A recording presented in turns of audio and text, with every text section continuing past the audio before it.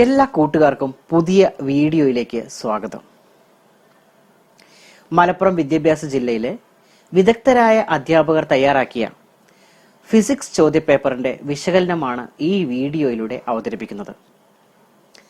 10ാം ക്ലാസ്സിലെ ഫിസിക്സിലെ ആദ്യത്തെ 3 യൂണിറ്റുകളായ വൈദ്യുത പ്രവാഹത്തിന്റെ ഫലങ്ങൾ, വൈദ്യുത കാന്തിക ഫലം, വൈദ്യുത കാന്തിക പ്രേരണം തുടങ്ങിയവയിൽ നിന്നുള്ള തിരഞ്ഞെടുക്കപ്പെട്ട വളരെ പ്രധാനപ്പെട്ട ചോദ്യങ്ങളാണ് ഈ ചോദ്യപേപ്പറിൽ ഉള്ളത്. 10ാം ക്ലാസ്സിലെ വിദ്യാർത്ഥികളെല്ലാം തന്നെ ഒരു നോട്ട് ബുക്കിൽ ഈ ചോദ്യം പകർത്തി എഴുതുകയും എല്ലാ ചോദ്യങ്ങളുടെയും ഉത്തരം സ്വയം എഴുതാൻ ശ്രമിക്കുകയും ചെയ്യുക. 1 മുതൽ 5 വരെയുള്ള ചോദ്യങ്ങൾക്ക് 1 മാർക്ക് വീതമാണ് ഉള്ളത്. 6 മുതൽ 10 വരെയുള്ള ചോദ്യങ്ങൾക്ക് 2 മാർക്കും 11 മുതൽ 15 വരെയുള്ള ചോദ്യങ്ങൾക്ക് 3 മാർക്കും 16 മുതൽ 20 വരെയുള്ള ചോദ്യങ്ങൾക്ക് 4 മാർക്കും ആണ് ഉള്ളത്. ഈ വർഷത്തെ SSLC പരീക്ഷയ്ക്ക് എല്ലാ ചോദ്യത്തിനും ഉത്തരം എഴുതാൻ അവസരം ലഭിക്കുമെന്നതിനാൽ നിങ്ങൾ ഈ ചോദ്യപേപ്പറിലെ എല്ലാ ചോദ്യങ്ങൾക്കും ഉത്തരം എഴുതാൻ ശ്രമിക്കുക. ഉത്തരം എഴുതിയിട്ട് നിങ്ങളുടെ മാർക്ക് സ്വയം വിലയിരുത്തുക. അതിനുശേഷം ഈ വീഡിയോയുടെ സഹായത്തോടെ നിങ്ങൾ എഴുതിയ പോയിന്റുകളും എഴുതാത്ത പോയിന്റുകളും പരസ്പരം വിശകലനം ചെയ്തുകൊണ്ട് ഇനി എത്രത്തോളം പഠിക്കണം, ഇനി എങ്ങനെ പഠിച്ചാലാണ് നമുക്ക് മുഴുവൻ മാർക്കും ഈ ഫിസിക്സ് പരീക്ഷയ്ക്ക് നേടാനാവുമെന്ന് നിങ്ങൾക്ക് സ്വയം മനസ്സിലാക്കാം. അതുകൊണ്ട് തന്നെ ഈ പരീക്ഷ എഴുതി കഴിഞ്ഞതിന് ശേഷം, പരീക്ഷയല്ല, നിങ്ങൾ നോട്ട് ബുക്കിൽ ഒരു പേന എടുത്ത് സ്വയം എഴുതുക. എവിടെയും നോക്കാതെ എഴുതുക. സ്വയം വീട്ടിലിരുന്നു കൊണ്ട് ചെയ്യുക. അതിനുശേഷം ഈ വീഡിയോ കാണുക.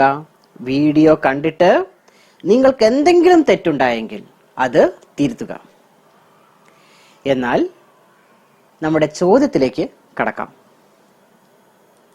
ആദ്യത്തെ ചോദ്യം, identify the relation in the first word pair and fill the second pair suitably. 1ാം പദജോടിയിലെ ബന്ധം കണ്ടെത്തി 2ാം പദജോടി പൂരിപ്പിക്കുക. ഇലക്ട്രിക് ബൾബ്, ലൈറ്റിംഗ് എഫക്റ്റ്, വൈദ്യുതിയുടെ പ്രകാശഫലം. മിക്സി എന്തായിരിക്കും? വൈദ്യുതിയുടെ യാന്ത്രിക ഫലം, അതായത് മെക്കാനിക്കൽ എഫക്റ്റ്. അപ്പൊ 1ാമത്തെ ആൻസർ മെക്കാനിക്കൽ എഫക്റ്റ് അല്ലെങ്കിൽ വൈദ്യുതിയുടെ യാന്ത്രിക ഫലം. ഇത് എഴുതിയിട്ടുണ്ടെങ്കിൽ 1 മാർക്ക് ലഭിക്കും. അടുത്ത ചോദ്യം, which of the following should be connected in parallel to a device in a circuit. ചുവടെ നൽകിയിരിക്കുന്ന ഉപകരണങ്ങളിൽ ഒരു സർക്യൂട്ടിലെ ഉപകരണത്തിന് സമാന്തരമായി ഘടിപ്പിക്കേണ്ടത് ഏത്? നമുക്കറിയാം, സമാന്തരമായി ഘടിപ്പിക്കേണ്ടത് അല്ലെങ്കിൽ പാരലലായിട്ട് കണക്ട് ചെയ്യേണ്ടത് വോൾട്ട് മീറ്റർ ആണ്. അപ്പൊ ഇവിടെ ആൻസർ, 2ാമത്തെ ആൻസർ വോൾട്ട് മീറ്റർ ആണ്. അതിന് 1 മാർക്കാണ് ഉള്ളത്. അടുത്ത ചോദ്യം, which is the device used to generate electricity. വൈദ്യുതി ഉൽപ്പാദിപ്പിക്കാനുള്ള ഉപകരണം ഏത്? 4 ഓപ്ഷൻ നമുക്ക് തന്നിട്ടുണ്ടെങ്കിലും വളരെ കറക്റ്റാണ്. ഉത്തരം ഏതാണ്? ജനറേറ്റർ ആണ്. ജനറേറ്റർ ആണ് വൈദ്യുതി ഉൽപ്പാദിപ്പിക്കാനുള്ള ഉപകരണം.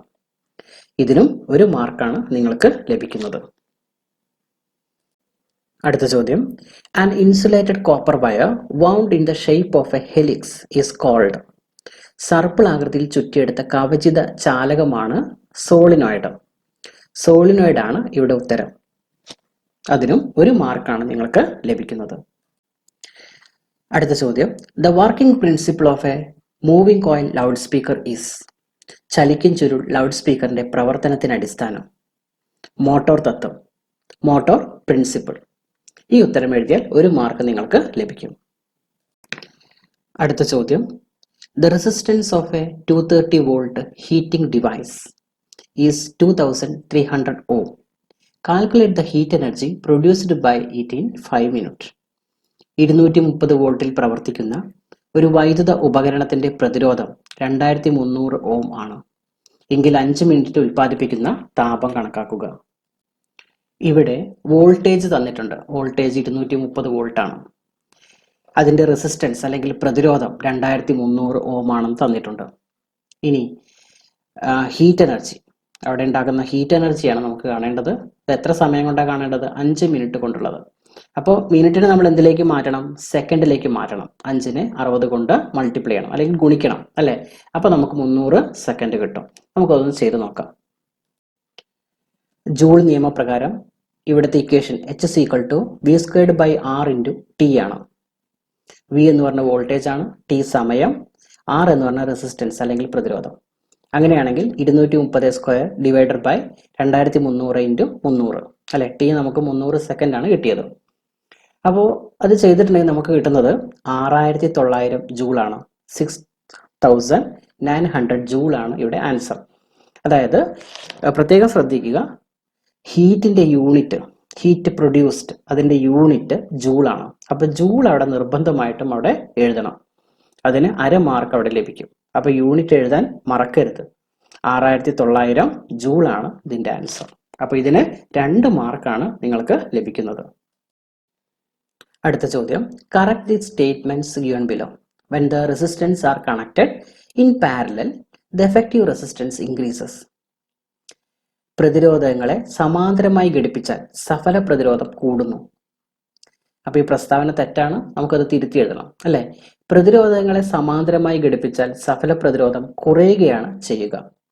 When the resistance are connected in parallel, effective resistance decreases. അടുത്ത സ്റ്റേറ്റ്മെന്റ് നോക്കുക. When the resistance are connected in series, the current through each resistor is different. പ്രതിരോധങ്ങളെ ശ്രേണി രീതിയിൽ ഘടിപ്പിച്ചാൽ ഓരോ പ്രതിരോധകത്തിലൂടെയുമുള്ള കറണ്ട് വ്യത്യസ്തമായിരിക്കും. ഈ പ്രസ്താവനയും തെറ്റാണ്, നമുക്കത് തിരുത്തി എഴുതുമ്പോൾ എങ്ങനെ വരും? When the resistance are connected in series, the current through each resistor is same. പ്രതിരോധങ്ങളെ ശ്രേണി രീതിയിൽ ഘടിപ്പിച്ചാൽ ഓരോ പ്രതിരോധകത്തിലൂടെയുമുള്ള കറണ്ട് തുല്യമായിരിക്കും. അപ്പോൾ ഈ 2 പ്രസ്താവനയ്ക്കും ഓരോ മാർക്ക് വീതം ആകെ 2 മാർക്കാണ് നിങ്ങൾക്ക് ലഭിക്കുന്നത്. ഇനി ഇതിന്റെ ഉത്തരം വേറെ രീതിയിൽ നമുക്ക് എഴുതാം അല്ലെ? എങ്ങനെയായിരിക്കും എഴുതാം? ഒന്നാമത്തെ ഉത്തരം നോക്കൂ. പ്രതിരോധങ്ങളെ ശ്രേണി രീതിയിൽ ഘടിപ്പിച്ചാൽ സഫല പ്രതിരോധം കൂടുന്നു. അതിന് നിങ്ങൾക്ക് എന്ത് കിട്ടും? 1 മാർക്ക് ലഭിക്കും അല്ലെ? When the resistance are connected in series, effective resistance increases. ഇനി ബി പാർട്ട് നോക്കൂ. When the resistance are connected in parallel, the current through each resistor is different. പ്രതിരോധങ്ങളെ സമാന്തര രീതിയിൽ ഘടിപ്പിച്ചാൽ ഓരോ പ്രതിരോധകത്തിലൂടെയുമുള്ള കറണ്ട് വ്യത്യസ്തമായിരിക്കും. അപ്പൊ ഈ 2 രീതിയിൽ, ഈ പറഞ്ഞ 2 ഉത്തരത്തിൽ എഴുതിയാലും നിങ്ങൾക്ക് എന്ത് കിട്ടും? 2 മാർക്ക് ലഭിക്കും കേട്ടോ. അപ്പൊ ശ്രദ്ധിച്ച് ഉത്തരം എഴുതുക. അടുത്ത ചോദ്യം, what properties of tungsten make it suitable for being used as a filament. Tungsten ഫിലമെന്റായി ഉപയോഗിക്കാനുള്ള കാരണങ്ങൾ എന്തെല്ലാം? ഇതിന്റെ answer high resistivity, high melting point, high ductility, ability to emit white light in the white hot condition. ഇത്രയും പോയിന്റുകൾ, അതായത് 4 പോയിന്റുകൾ എഴുതിയാലാണ് നിങ്ങൾക്ക് എത്ര മാർക്ക് കിട്ടുക? 2 മാർക്ക് കിട്ടുക. ഉയർന്ന റെസിസ്റ്റിവിറ്റി, ഉയർന്ന ദ്രവണാങ്കം, നേർത്ത കമ്പികളാക്കാൻ കഴിയുന്നു, ചുട്ടുപഴുത്ത് ധവളപ്രകാശം പുറത്തുവിടാനുള്ള കഴിവ്. ഈ 4 പോയിന്റുകളാണ് നിങ്ങൾ അവിടെ എഴുതേണ്ടത്. അടുത്ത ചോദ്യം, can we use a transformer to increase 10 volt D C to 100 volt D C? Explain. 10 volt D സിയെ 100 വോൾട്ട് ഡി സി ആക്കി മാറ്റാൻ ട്രാൻസ്ഫോമർ ഉപയോഗിക്കാം. ഈ പ്രസ്താവനയോട് നിങ്ങൾ യോജിക്കുന്നുണ്ടോ? കാരണം എന്ത്? ഡി സി എന്ന് പറഞ്ഞിട്ടുണ്ടെങ്കിൽ വ്യതിയാനങ്ങളില്ലാത്ത വൈദ്യുതി എന്നാണ് അർത്ഥം, അതായത് ഡയറക്റ്റ് കറണ്ട്. അപ്പൊ വ്യതിയാനങ്ങളില്ലാത്ത വൈദ്യുതി ഒരു ട്രാൻസ്ഫോമറിന്റെ പ്രൈമറിയിൽ കൊടുക്കുന്ന സമയത്ത് പ്രൈമറിയിലെ കാന്തിക ഫ്ലക്സിന് യാതൊരു തരത്തിലുള്ള മാറ്റവും ഉണ്ടാവില്ല. അതുകൊണ്ട് തന്നെ പ്രൈമറിയോട് തൊട്ടടുത്ത് കിടക്കുന്ന സെക്കൻഡറിയിൽ ഒരു ഇൻഡ്യൂസ്ഡ് ഇ എം എഫ് അല്ലെങ്കിൽ പ്രേരിത ഇ എം എഫ് ഉണ്ടാകുന്നില്ല. അതുകൊണ്ട് തന്നെ ഡി സി വൈദ്യുതി ഉയർത്താനോ താഴ്ത്താനോ സാധ്യമല്ല. ഏതുപയോഗിച്ച്? ട്രാൻസ്ഫോമർ ഉപയോഗിച്ചുകൊണ്ട് സാധ്യമല്ല. എന്നാൽ എ സി വൈദ്യുതിയാണെങ്കിൽ അതിനെ ട്രാൻസ്ഫോമർ ഉപയോഗിച്ചുകൊണ്ട് ഉയർത്താനും താഴ്ത്താനും ഒക്കെ സാധിക്കും. അതായത് ഒരു ചാലകവുമായി ബന്ധപ്പെട്ട കാന്തിക ഫ്ലക്സിൽ മാറ്റം ഉണ്ടാവുന്നതിന്റെ ഫലമായി അതിന്റെ തൊട്ടടുത്ത് കിടക്കുന്ന ചാലകത്തിൽ ഒരു ഇ എം എഫ് പ്രേരണം ചെയ്യപ്പെടുന്ന പ്രതിഭാസമാണ് വൈദ്യുതകാന്തിക പ്രേരണം. ഈ വൈദ്യുതകാന്തിക പ്രേരണം വഴിയാണ് ട്രാൻസ്ഫോമർ പ്രവർത്തിക്കുന്നത്. Whenever there is change in the magnetic flux linked with a coil, an EMF is induced in the coil. This phenomenon is electromagnetic induction. അപ്പോൾ ഇലക്ട്രോമാഗ്നറ്റിക് ഇൻഡക്ഷൻ്റെ അടിസ്ഥാനത്തിലാണ് ഈ ട്രാൻസ്ഫോമർ പ്രവർത്തിക്കുന്നത്.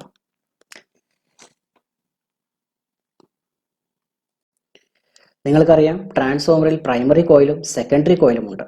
അപ്പോൾ പ്രൈമറി കോയിലിൽ ഉണ്ടാകുന്ന വൈദ്യുതിയിൽ വ്യതിയാനം ഉണ്ടായാൽ മാത്രമേ സെക്കൻഡറിയിൽ ഒരു ഇൻഡ്യൂസ്ഡ് EMF ഉണ്ടാവുകയുള്ളൂ. അപ്പോൾ ഇവിടെ മ്യൂച്വൽ ഇൻഡക്ഷനും കാരണമാണ്, അല്ലേ? അപ്പോൾ ഇവിടെ ഉത്തരം എന്തെഴുതണം?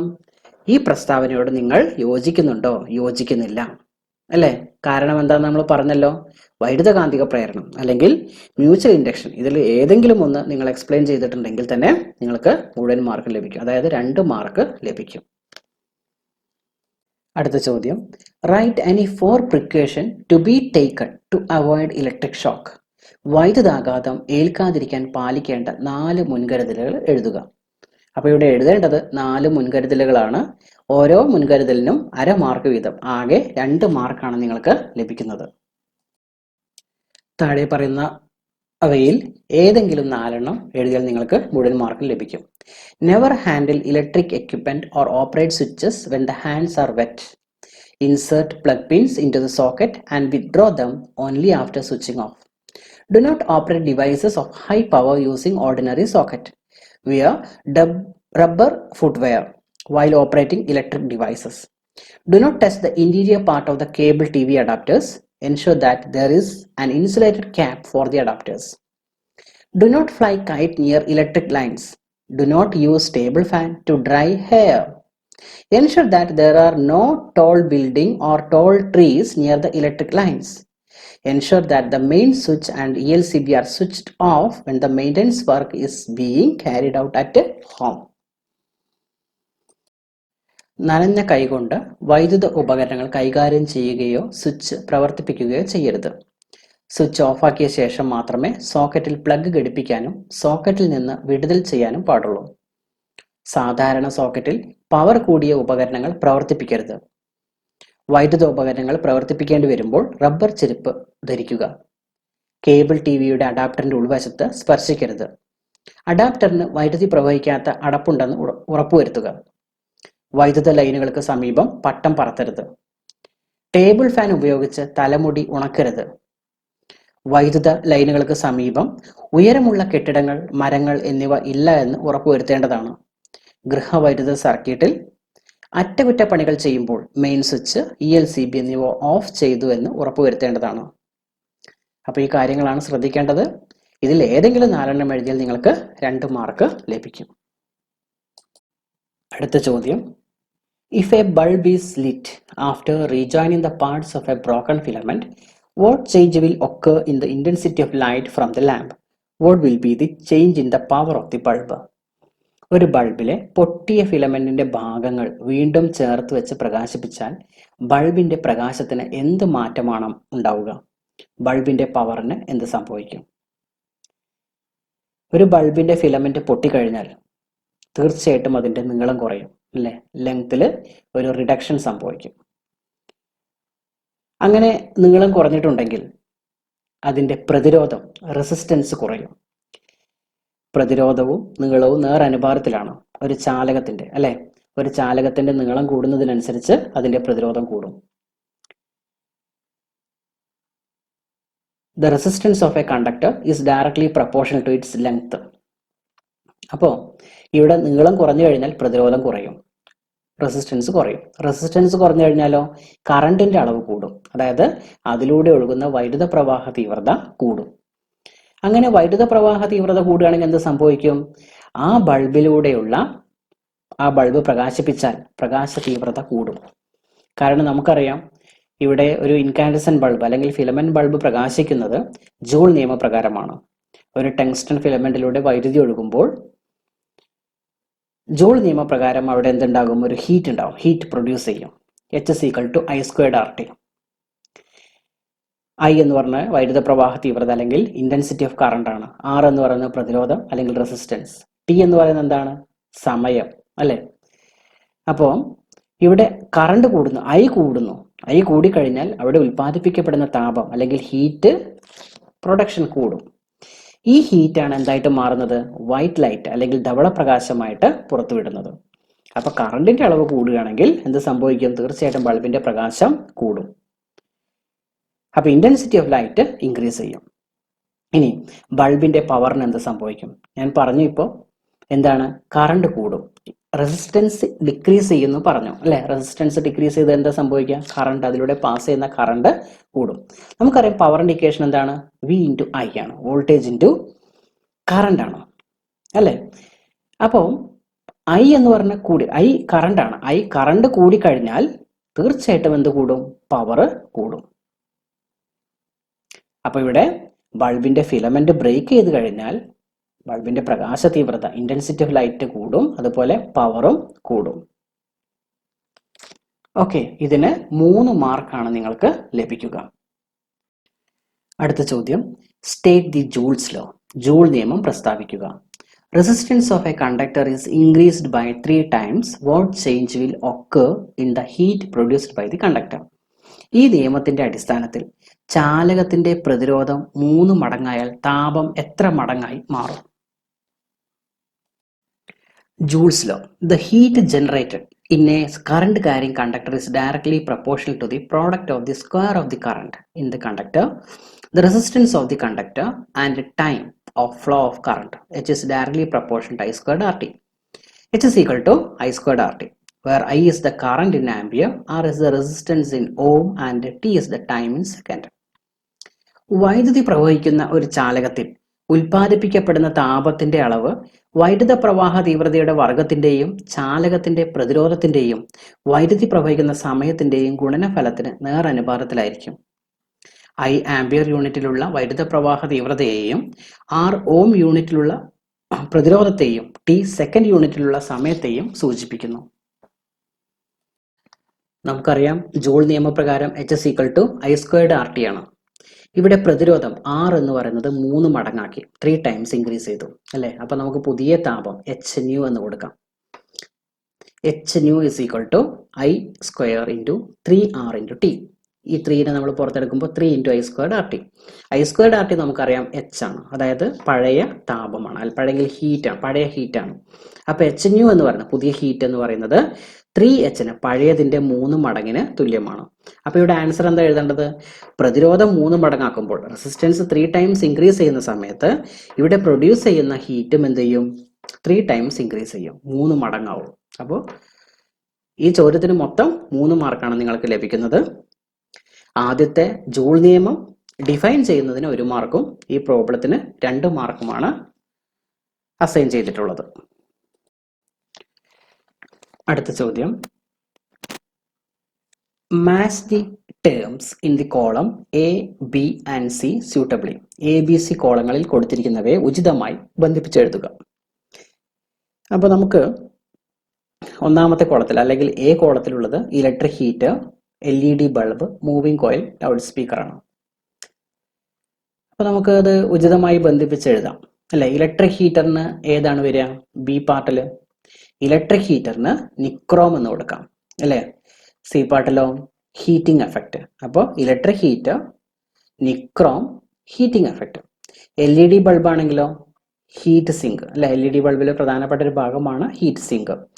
ലൈറ്റിംഗ് എഫക്റ്റ് അല്ലെ. LED ബൾബ് ലൈറ്റിംഗ് എഫക്റ്റ് ആണ്, അല്ലെങ്കിൽ പ്രകാശഫലം. മൂവിംഗ് കോയിൽ, ലൗഡ് സ്പീക്കർ, അതിന്റെ പ്രധാനപ്പെട്ട ഭാഗമാണ് ഫീൽഡ് മാഗ്നറ്റ് അല്ലെ. അതെന്താണ്? മെക്കാനിക്കൽ എഫക്റ്റ് ആണ്. Moving coil, loudspeaker mechanical effect ആണ് ഉണ്ടാക്കുന്നത്. ഇനി ഇലക്ട്രിക് ഹീറ്റർ, നിക്രോം, താപഫലം, LED ബൾബ്, ഹീറ്റ് സിങ്ക്, പ്രകാശഫലം. ചലിക്കും ചുരുൾ, ലൗഡ് സ്പീക്കർ എന്താണ്? ഫീൽഡ് കാന്തം അല്ലെ. ചലിക്കും ചുരുൾ ലൗഡ് സ്പീക്കറിലുള്ളത് ഫീൽഡ് കാന്തമാണ്, ഫീൽഡ് കാന്തം. പിന്നെയോ യാന്ത്രിക ഫലം. ഇതിന് 3 മാർക്കാണ് ലഭിക്കുക. ഒരു ശരി ഉത്തരത്തിന് 1/2 മാർക്ക് ലഭിക്കും. അടുത്ത ചോദ്യം, ABCD is a current carrying conductor. Analyze the figure and answer the following question. What will be the direction of the magnetic field around Y when looking from C? വൈദ്യുത പ്രവാഹമുള്ള ചാലകമാണ് ABCD. സിയിൽ നിന്ന് നോക്കുമ്പോൾ വൈക്ക് ചുറ്റുമുള്ള കാന്തിക മണ്ഡലത്തിന്റെ ദിശ എപ്രകാരമായിരിക്കും? അപ്പോൾ ഇത് നോക്കണമെങ്കിൽ നമ്മുടെ വലതു കൈ അല്ലെ CD എന്ന ചാലകത്തിൽ മുറുകെ പിടിക്കണം. എവിടെ നിന്നാണ് നമ്മൾ നോക്കുന്നത്? സിയിൽ നിന്നാണ് നോക്കുന്നത് അല്ലെ.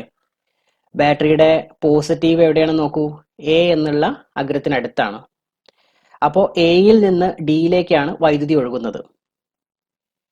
അതായത് സിയിൽ നിന്ന് ഡിയിലേക്കാണ് അല്ലെ, സിയിൽ നിന്ന് ഡിയിലേക്കാണ് വൈദ്യുതി ഒഴുകുന്നത്. അങ്ങനെയാണെങ്കിൽ നമ്മുടെ വലത് കൈ Y എന്ന ഭാഗത്ത് പിടിക്കണം. കാരണം Y എന്ന ബിന്ദുവിന് ചുറ്റുമുള്ള കാന്തിക മണ്ഡലത്തിന്റെ ദിശയാണ് നമുക്ക് കണക്കാക്കേണ്ടത്. ഇനി വലത് കൈ എങ്ങനെയാണ് പിടിക്കേണ്ടത്? നമ്മുടെ തള്ളവിരൽ അല്ലെങ്കിൽ തമ്പ് കറണ്ടിന്റെ അല്ലെങ്കിൽ വൈദ്യുത പ്രവാഹ ദിശയ്ക്ക് നേരെ പിടിക്കണം. അപ്പൊ തമ്പ് താഴേക്കാക്കിയിട്ട് അല്ലെ ഡിയുടെ ദിശയിലാക്കി പിടിക്കുക. അപ്പോൾ നമ്മുടെ വിരലുകൾ, മറ്റുള്ള വിരലുകൾ ഏത് ദിശയിലാണോ ആ ദിശയിലായിരിക്കും കാന്തിക മണ്ഡലത്തിന്റെ ദിശ. നമുക്കൊന്ന് കണ്ടു നോക്കാം. അങ്ങനെയാണെങ്കിൽ സി എന്ന ബിന്ദുവിൽ നിന്ന് നമ്മൾ നോക്കുമ്പോൾ ഇങ്ങനെയാണ് നമുക്ക് നമ്മുടെ വിരലുകൾ കാണുന്നത്. അതായത് വിരലുകളുടെ ദിശ പ്രദക്ഷിണ ദിശയിലാണ് അല്ലെങ്കിൽ ക്ലോക്ക് വൈസ് ഡയറക്ഷനിലാണ്. ആ ദിശയിലായിരിക്കും കാന്തിക മണ്ഡലം അല്ലെങ്കിൽ മാഗ്നറ്റിക് ഫീൽഡ് ഉണ്ടാവുക. അതുകൊണ്ട് ഇവിടെ ആൻസർ ക്ലോക്ക് വൈസ് ഡയറക്ഷൻ അല്ലെങ്കിൽ പ്രദക്ഷിണ ദിശ. അടുത്ത ചോദ്യം, what will be the direction of the magnetic field around X when looking from A? എയിൽ നിന്ന് നോക്കുമ്പോൾ എക്സിന് ചുറ്റുമുള്ള കാന്തിക മണ്ഡലത്തിന്റെ ദിശ എപ്രകാരമായിരിക്കും? അപ്പോൾ നമുക്കറിയാം എയിൽ നിന്ന് ബിയിലോട്ടാണ് വൈദ്യുതി ഒഴുകുന്നത്. അങ്ങനെയാണെങ്കിൽ എക്സിന് ചുറ്റുമുള്ള കാന്തിക മണ്ഡലം അല്ലെങ്കിൽ മാഗ്നറ്റിക് ഫീൽഡിന്റെ ഡയറക്ഷൻ കണ്ടുപിടിക്കാൻ എക്സിൽ നമ്മുടെ വലത് കൈ മുറുകെ പിടിക്കുക. എങ്ങനെ പിടിക്കണം? നമ്മുടെ തള്ളവിരൽ അല്ലെങ്കിൽ തമ്പ് കറണ്ടിന്റെ ദിശയിലാക്കി പിടിക്കണം. അതായത് തമ്പിന്റെ ഡയറക്ഷൻ, തള്ളവിരലിന്റെ ഡയറക്ഷൻ എയിൽ നിന്ന് ബിയിലേക്കായിരിക്കണം. എന്നിട്ട് എവിടെ നിന്നാണ് നോക്കേണ്ടത്? എയിൽ നിന്ന് നോക്കണം. അപ്പോൾ നോക്കി നോക്കാം അല്ലെ. അപ്പോൾ എയിൽ നിന്ന് നോക്കുന്ന സമയത്ത് നമ്മുടെ മറ്റു വിരലുകൾ, തള്ളവിരലല്ലാത്ത മറ്റു വിരലുകളുടെ ദിശ എങ്ങനെയാണോ ആ ദിശയിലായിരിക്കും കാന്തിക മണ്ഡലം ഉണ്ടാവുക അല്ലെങ്കിൽ മാഗ്നറ്റിക് ഫീൽഡ് ഉണ്ടാവുക. നമുക്ക് നോക്കാം. ഇവിടെയും വിരലുകളുടെ ദിശ എങ്ങനെയാണ്? പ്രദക്ഷിണ ദിശയിലാണ് അല്ലെങ്കിൽ ക്ലോക്ക് വൈസ് ഡയറക്ഷനിലാണ്. അപ്പോൾ ഇവിടുത്തെ മാഗ്നറ്റിക് ഫീൽഡ് ക്ലോക്ക് വൈസ് ഡയറക്ഷനിലാണ് അല്ലെങ്കിൽ പ്രദക്ഷിണ ദിശയിലാണ്. അടുത്ത C part, state the law to find this direction. ഇത് കണ്ടെത്താൻ സഹായിച്ച നിയമം പ്രസ്താവിക്കുക. Imagine you are holding a current carrying conductor with the right hand in such a way that the thumb point in the direction of the current.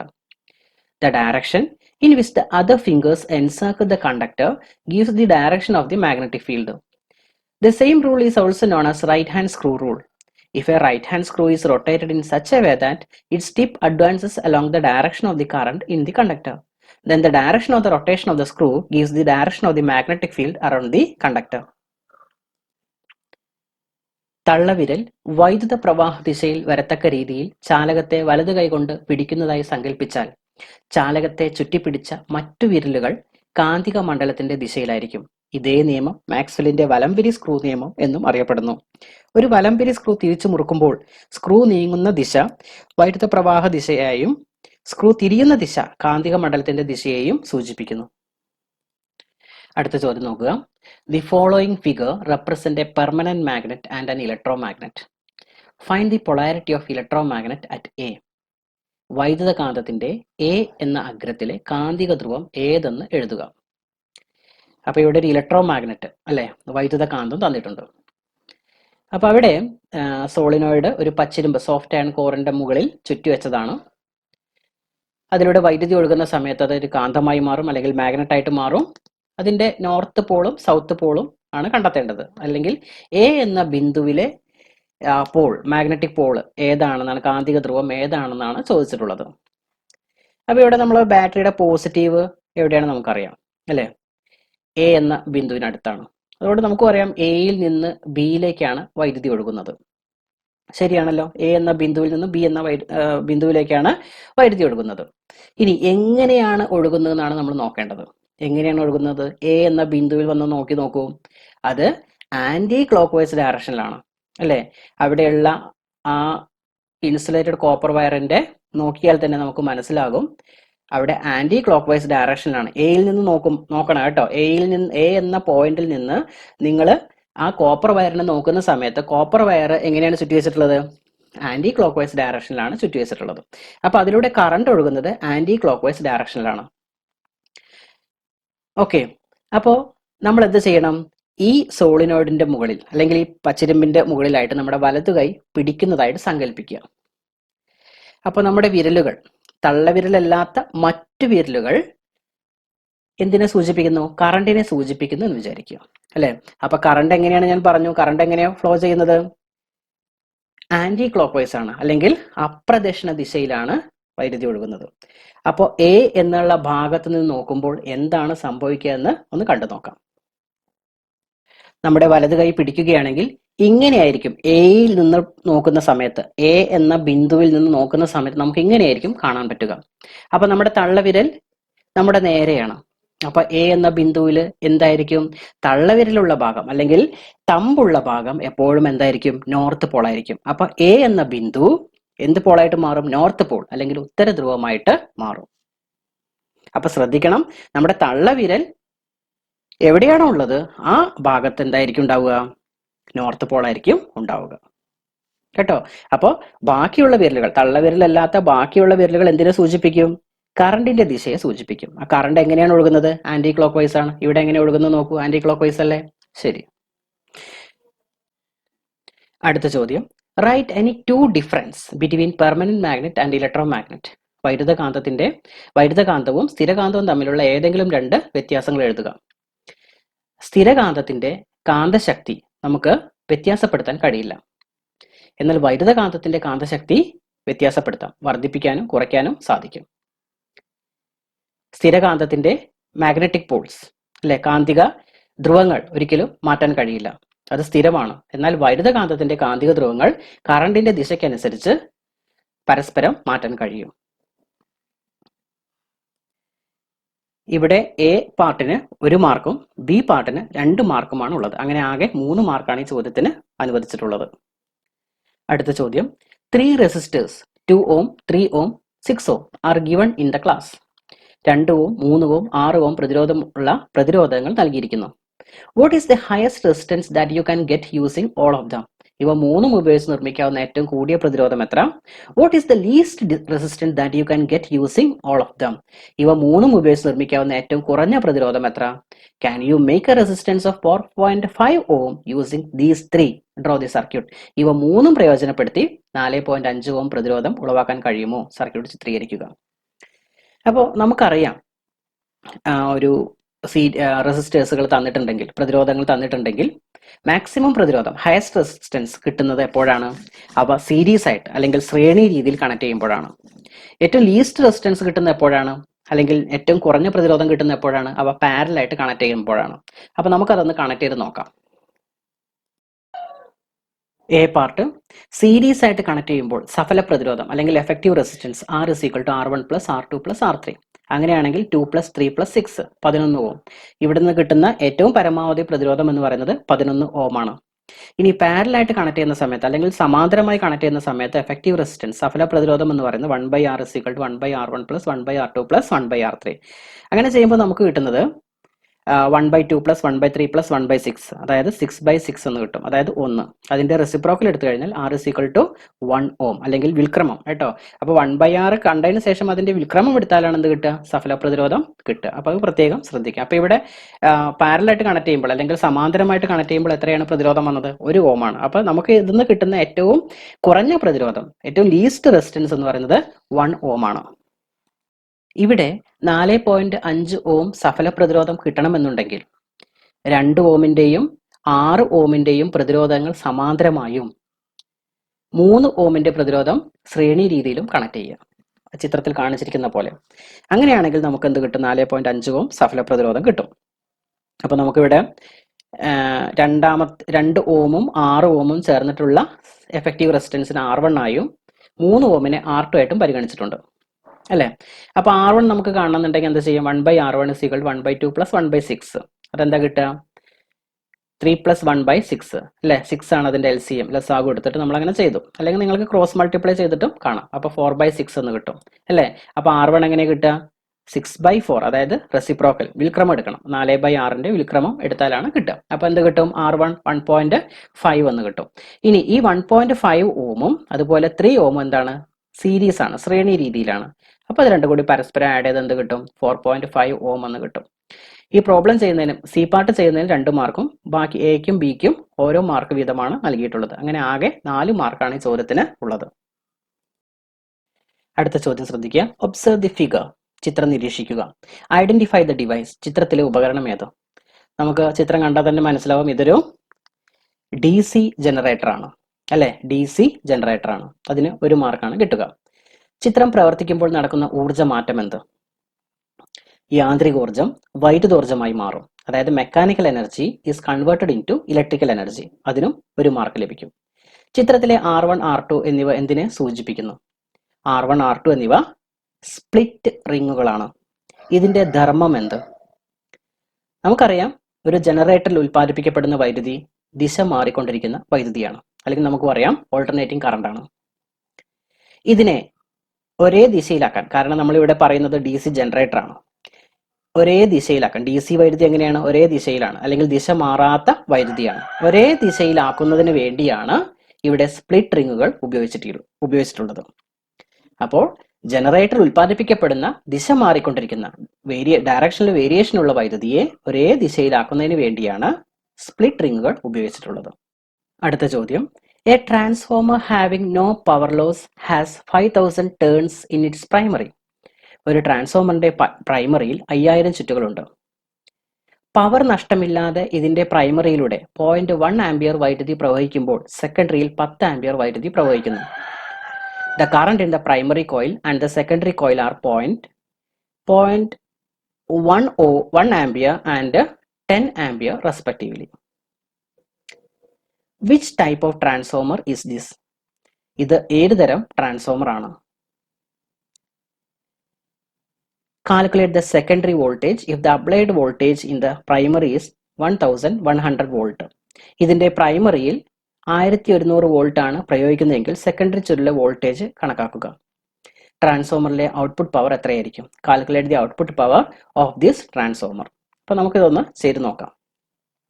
സെക്കൻഡറിയിലെ current 10 ampere ആണ്, എന്നാൽ പ്രൈമറിയിലെ current 0.1 ampere ആണ്. സെക്കൻഡറിയിലെ current കൂടുതലായതുകൊണ്ട് സെക്കൻഡറിയിലെ voltage കുറവായിരിക്കും. അതുകൊണ്ട് ഇതൊരു step down transformer ആണ്. ഇനി അടുത്തത്. നമുക്കറിയാം ട്രാൻസ്ഫോമറിന്റെ ഇക്വേഷൻ, പവർ ഇക്വേഷൻ, പ്രൈമറിയിലെ പവറും സെക്കൻഡറിയിലെ പവറും എല്ലായ്പ്പോഴും തുല്യമായിരിക്കും. എപ്പോൾ മാത്രം? പവർ നഷ്ടം ഇല്ലെങ്കിൽ മാത്രം, അല്ലെ? പവർ നഷ്ടം ഇല്ലെന്ന് പറഞ്ഞിട്ടുണ്ട്, അതായത് പവർ ലോസ് ഒന്നുമില്ല എന്ന് പറഞ്ഞിട്ടുണ്ട്. അതുകൊണ്ട് VP IP സമം VS × IS. VP എന്ന് പറഞ്ഞ പ്രൈമറിയിലെ വോൾട്ടേജ് ആണ്, IP എന്ന് പറഞ്ഞ പ്രൈമറിയിലെ കറണ്ട് ആണ്, VS എന്ന് പറഞ്ഞ സെക്കൻഡറിയിലെ വോൾട്ടേജ് ആണ്, IS എന്ന് പറഞ്ഞ സെക്കൻഡറിയിലെ കറണ്ട് ആണ്. അങ്ങനെയാണെങ്കിൽ 1100 × 0.1 = VS × 10. അപ്പോൾ VS എന്ത് കിട്ടും? 1100 × 0.1 ഹരിക്കണം 10, അതായത് 11 വോൾട്ട് ആണ് സെക്കൻഡറിയിലെ വോൾട്ടേജ്. ഇനി നമുക്ക് കണക്കാക്കേണ്ടത് എന്താണ്? പവർ ആണ് കണക്കാക്കേണ്ടത്, അല്ലെ? ഇൻപുട്ട് പവറും ഔട്ട്പുട്ട് പവറും തുല്യമാണ്. പവർ കണക്കാക്കുന്നതിന് VS × IS ചെയ്താൽ മതി. VS എത്രയാണ്? 11 വോൾട്ട് ആണ്. IS എത്രയാ? 10 ആംപിയർ ആണ്. അപ്പോൾ 11 × 10 എത്ര കിട്ടും? 110 വാട്ട് കിട്ടും. അപ്പോൾ ഇവിടെ സി പാർട്ടിന് 2 മാർക്കും ബാക്കി എല്ലാത്തിനും ഓരോ മാർക്ക് വീതമാണ് ലഭിക്കുക. എക്കും ബിക്കും ഓരോ മാർക്ക്. അങ്ങനെ മൊത്തം 4 മാർക്കാണ് ഈ ചോദ്യത്തിന് ഉള്ളത്. അടുത്ത ചോദ്യം ശ്രദ്ധിക്കുക. Draw the graphical representation of EMF obtained from an AC generator and DC generator. AC generator, DC generator എന്നിവയിൽ നിന്ന് ലഭിക്കുന്ന EMFന്റെ ഗ്രാഫ് വരയ്ക്കുക. അപ്പൊ നമുക്ക് ഗ്രാഫ് വരച്ചു നോക്കാം. ഇതാണ് AC ജനറേറ്ററിൽ നിന്ന് ലഭിക്കുന്ന ഗ്രാഫ്. അതിന്റെ X ആക്സിസിൽ ടൈമും Y ആക്സിസിൽ EMFും അടയാളപ്പെടുത്തണം. അത് പ്രത്യേകം ശ്രദ്ധിക്കുക. ഇതാണ് DC ജനറേറ്ററിൽ നിന്ന് ലഭിക്കുന്ന ഗ്രാഫ്. X ആക്സിസിൽ ടൈമും Y ആക്സിസിൽ EMFും അടയാളപ്പെടുത്തണം. അടുത്ത ചോദ്യം. Write the uses of MCB and ELCB. MCBയുടെയും ELCBയുടെയും ഉപയോഗം എന്ത്? ഫ്യൂസിനു പകരമായി ശാഖാ സർക്യൂട്ടിൽ ഉപയോഗിക്കുന്ന സംവിധാനമാണ് MCB. സർക്യൂട്ടിൽ ഷോർട്ട് സർക്യൂട്ട്, ഓവർലോഡ് എന്നിവ മൂലം അമിത വൈദ്യുത പ്രവാഹം ഉണ്ടാകുമ്പോൾ MCB സ്വിച്ച് സ്വയം നിയന്ത്രിതമായി ഓട്ടോമാറ്റിക്കായി സർക്യൂട്ട് വിച്ഛേദിക്കപ്പെടുന്നു. സർക്യൂട്ടിലെ പ്രശ്നം പരിഹരിച്ച ശേഷം MCB സ്വിച്ച് ഓണാക്കി സർക്യൂട്ട് പൂർവ്വസ്ഥിതിയിലാക്കാം. വൈദ്യുതിയുടെ താപഫലവും കാന്തിക ഫലവും അല്ലെങ്കിൽ ഹീറ്റിംഗ് എഫക്റ്റും മാഗ്നറ്റിക് എഫക്റ്റും പ്രയോജനപ്പെടുത്തിയാണ് MCB പ്രവർത്തിക്കുന്നത്. ഇനി ഇൻസുലേഷൻ തകരാർ മൂലമോ മറ്റോ സർക്യൂട്ടിൽ കറണ്ട് ലീക്ക് ഉണ്ടായാൽ ഓട്ടോമാറ്റിക് ആയി വിച്ഛേദിക്കപ്പെടാൻ ELCB സഹായിക്കുന്നു. ഇതുമൂലം വൈദ്യുത സർക്യൂട്ടോ ഉപകരണമോ ആയി സമ്പർക്കത്തിൽ വരുന്നവർക്ക് ഷോക്ക് ഏൽക്കുന്നില്ല. ELCBക്ക് പകരം കൂടുതൽ സുരക്ഷ ഉറപ്പുവരുത്തുന്ന RCCB residual current circuit breaker ആണ് ഇപ്പോൾ ഉപയോഗിക്കുന്നത്. MCB എന്നത് മിനിയേച്ചർ സർക്യൂട്ട് ബ്രേക്കറും ELCB എന്നത് എർത്ത് ലീക്കേജ് സർക്യൂട്ട് ബ്രേക്കറും ആണ്. അടുത്ത ചോദ്യം, saving electricity is equivalent to generating electricity. Explain. വൈദ്യുതി സംരക്ഷിക്കുന്നത് വൈദ്യുതി ഉൽപ്പാദിപ്പിക്കുന്നതിന് തുല്യമാണ്. പ്രസ്താവന സാധൂകരിക്കുക. നമുക്കറിയാം, വൈദ്യുതി നിത്യജീവിതത്തിലെ അവശ്യ ഘടകമായി മാറിയിരിക്കുന്നു. നമ്മുടെ ജീവിതകാലത്ത് മാത്രമല്ല, ഭാവി തലമുറയ്ക്ക് കൂടി ആവശ്യമുള്ളതാണ് വൈദ്യുതി. അതുകൊണ്ട് തന്നെ നാളേക്ക് ആവശ്യമായ ഈ ഊർജത്തിന്റെ ഉപഭോഗം കഴിയുന്നത്ര കുറയ്ക്കേണ്ടതാണ്. വൈദ്യുതിക്ക് ആവശ്യമായ അല്ലെങ്കിൽ വൈദ്യുതി നിർമ്മിക്കാൻ ആവശ്യമായ അസംസ്കൃത വസ്തുക്കളെല്ലാം തന്നെ, റോ മെറ്റീരിയൽസ് എല്ലാം തന്നെ പ്രകൃതിയിൽ കുറഞ്ഞുകൊണ്ടിരിക്കുകയാണ്. അപ്പോൾ അമിതമായി വൈദ്യുതി ഉണ്ടാക്കിയാൽ പ്രകൃതിയിലെ വിഭവങ്ങൾ കുറഞ്ഞു വരും. അത് ഭാവി തലമുറയ്ക്ക് വളരെയധികം ബുദ്ധിമുട്ടാകും. അതുകൊണ്ട് നമ്മൾ വൈദ്യുതി യുക്തിപൂർവ്വം ആവശ്യത്തിന് മാത്രം ഉപയോഗിക്കണം. അതുകൊണ്ടാണ് വൈദ്യുതി സംരക്ഷിക്കുന്നത് വൈദ്യുതി ഉൽപ്പാദിപ്പിക്കുന്നതിന് തുല്യമാണ് എന്ന് പറയുന്നത്. നിങ്ങളെല്ലാവരും ഈ പരീക്ഷ നോട്ട് ബുക്കിലാണ് എഴുതേണ്ടത്. ആദ്യം ഈ പരീക്ഷ എഴുതിയിട്ട് ഈ വീഡിയോയുടെ സഹായത്തോടു കൂടി നിങ്ങൾ എഴുതിയ ചോദ്യങ്ങളുടെ ഉത്തരങ്ങൾ ശരിയാണോ നോക്കുക, ഏതെല്ലാം പോയിന്റുകൾ വിട്ടുപോയിട്ടുണ്ടോ നോക്കുക. എന്നിട്ട് ഒന്നുകൂടി ഈ ക്വസ്റ്റ്യൻ പേപ്പർ ഒന്നുകൂടി പഠിക്കുക. നിങ്ങൾക്ക് എല്ലാവർക്കും വിജയാശംസകൾ നേരുന്നു.